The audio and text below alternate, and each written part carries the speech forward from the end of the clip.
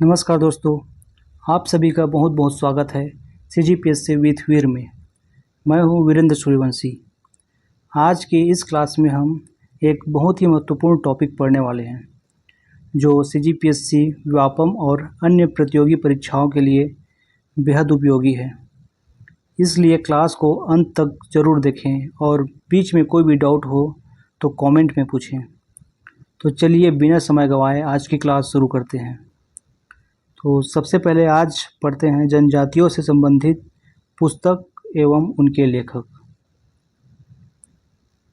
तो सबसे पहले मुख्य जो लेखक है उसके बारे में पढ़ते हैं, ठीक है।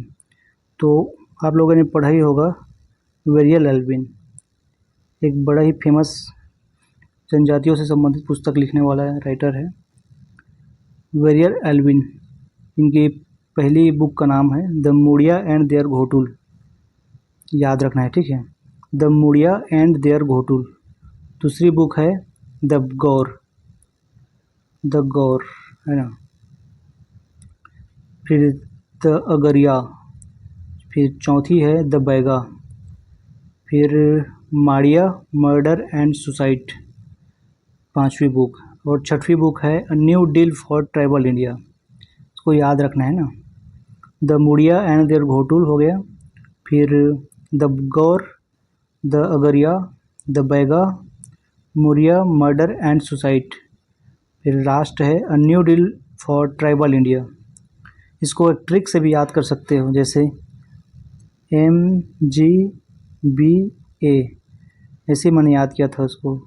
M से हो गया मुड़िया मर्डर एंड सुसाइड, G से हो गया द गौर, B से द बैगा और A से द अगरिया, ऐसे याद कर सकते हो। फिर नेक्स्ट है द SC रॉय, है ना, शरद चंद्र रॉय। इनका बुक का नाम है द बिरहोर, याद रखना है, रॉय द बिरहोर।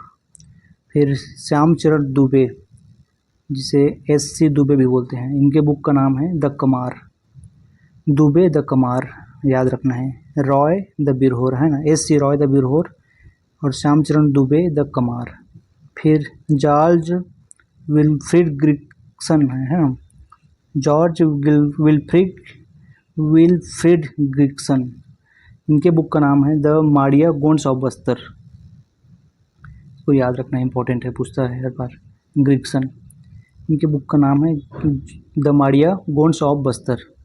फिर TB नायक, इन्होंने 3 बुक लिखे हैं, जिनमें पहला है द भील, एक अध्ययन, है ना, और द भील स्टडी, इसको याद रखना है।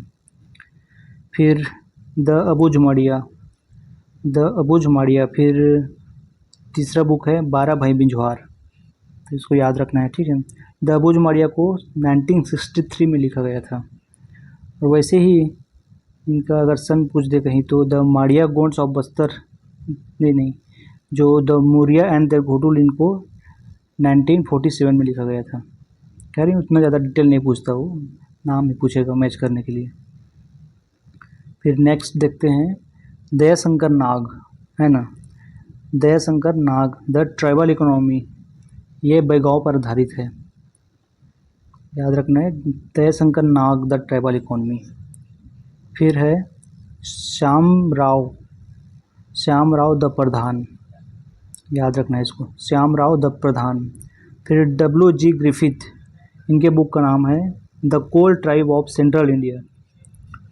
फिर LP विद्यार्थी, इनके बुक का नाम है भारतीय आदिवासी, उनकी संस्कृति एवं सामाजिक पृष्ठभूमि, है ना।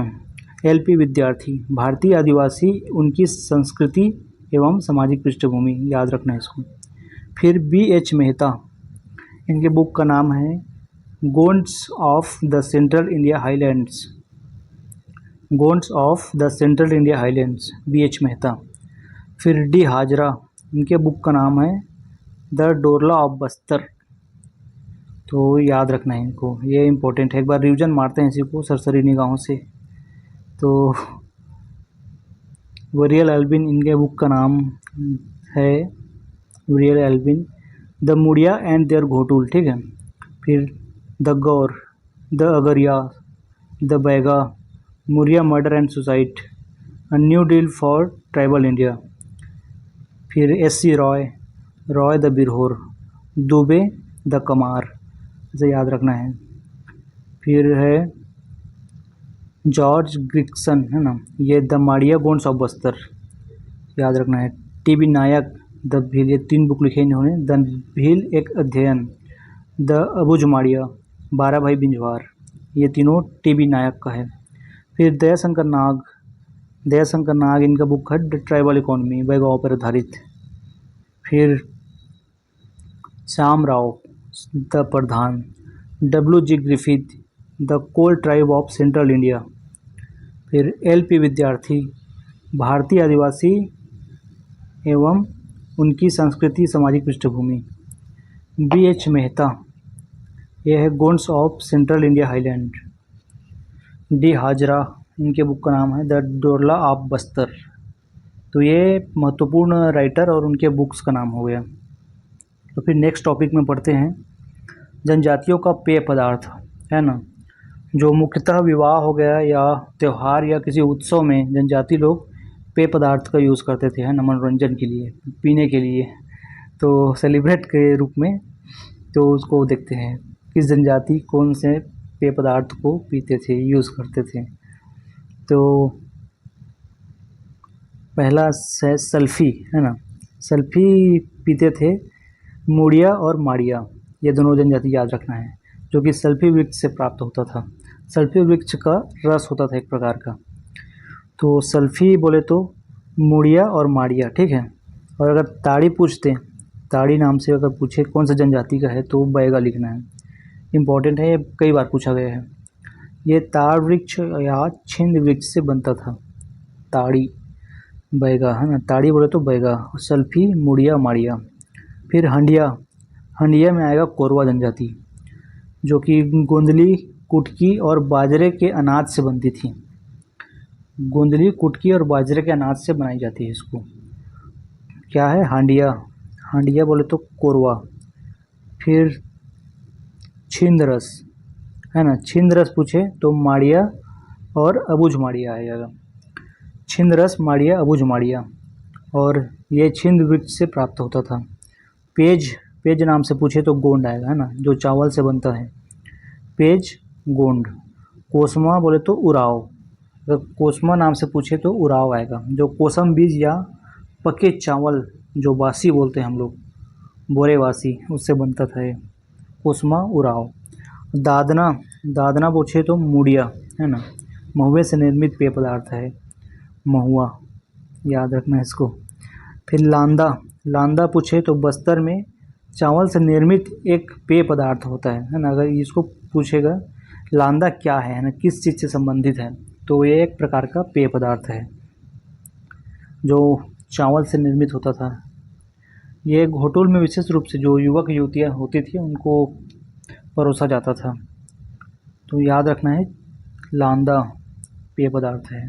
और एक है चार, चार ये चावल से निर्मित होता था, है ना, जो चावल को किण्वित करके, है ना, बनाया जाता था, जो कि त्योहारों, विवाह या किसी उत्सव में बताया जाता था।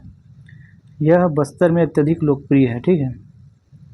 फिर तीसरा टॉपिक में देखते हैं स्थानांतरित कृषि, कौन सी जनजाति किस प्रकार की कृषि करते थे, उसको अच्छे से पढ़ते हैं। स्थानांतरित कृषि मुख्यतः एक प्रकार का अस्थायी कृषि होता है, जो कि जनजातियों द्वारा किसी एक पर्टिकुलर एरिया में रहते थे तो वहाँ कृषि कार्य करते थे, फिर उसको छोड़ के दूसरे जगह चले जाते थे, फिर वहाँ के पेड़ पौधों को काट कर कृषि करते थे। तो आजकल गवर्नमेंट ने इनको बैन कर दिया गया है अभी, तो वे भी स्थायी कृषि करते हैं, बट उनका पारंपरिक कृषि के नाम से इसको जाना जाता था। तो अलग अलग जगहों पे इनका नाम अलग अलग होता है, जैसे उत्तर पूर्वी भारत में इसको झूम कृषि कहते हैं, झूम कृषि के नाम से जाना जाता है। वहीं छत्तीसगढ़ के स्थानीय भाषा में इसे दिप्पी कृषि या पेंड्रा कृषि भी कहते हैं, है ना। तो अलग अलग नाम हैं, जनजातियों के हिसाब से भी उनका नाम अलग अलग रखा गया है। तो आइए देखते हैं किस जनजाति को अपनी कृषि को किस नाम से कहते थे। तो इसमें है बैगा व पंडो जनजाति बेवर या बेवार कहते हैं, अपनी स्थानांतरित कृषि को। बैगा या पंडो जनजाति में बेवरा या बेवार। फिर गोंड में धारिया या बेवार। गोंड पूछते तो धारिया या बेवार, है ना। भतरा में दाहिया, भतरा में दहिया, और कमार में दाहिया।